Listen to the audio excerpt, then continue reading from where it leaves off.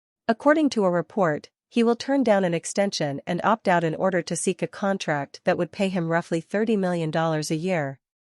He will make $13.9 million next season, which means he may not fetch a ton in a trade this summer. This all makes his future with the Lakers murky and the debate about what they should do with him complicated. Shannon Sharpe drops harsh take on Austin Reaves' Lakers future.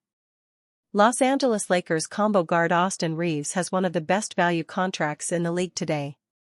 The 6'5" swingman, 27, will earn $13.9 million next season, and has a $14.9 million player option in the final year of the deal, 2026 to 27. He could probably triple that final salary in free agency if he continues on this trajectory. That's quite the bargain for a guy who averaged 20.2 points on .460/.377/.877 shooting splits, 5.8 assists, and 4.5 rebounds a night. But Reaves fit alongside the Lakers' two All-Stars, 21-time All-NBA power forward LeBron James and 5-time All-NBA first-team guard Luka Doncic, has come under fire of late. All three players are above-average ball handlers and scorers, but all three are also sieves on defense.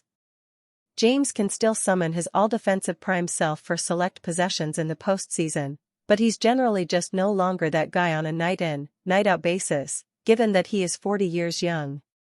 During an appearance on his podcast Nightcap alongside co-host Chad Johnson, NFL legend Shannon Sharpe got real about the fit of Reaves, James, and Doncic. The Lakers can only pay him, Reaves, so much. "You're gonna go somewhere and get a big payday anyway," Sharpe said. "You ain't trying to stay with the Lakers when you get $200 million, and they can't give you that. He has improved every single year, he's a hell of a player." Sharpe's praise came to an abrupt conclusion after that. "But those three guys are not gonna win anything," Sharpe said. "Now, I'm not saying you gotta package him, but they need a traditional big. He's the only valuable piece that they have." Sharpe knows what it takes to win it all. The Savannah State product, widely considered to have been one of the best tight ends in NFL history, was a 5-time Pro Bowler, a 5-time All-Pro, and a 3-time Super Bowl champion across stints with the Denver Broncos and Baltimore Ravens from 1990 to 2003.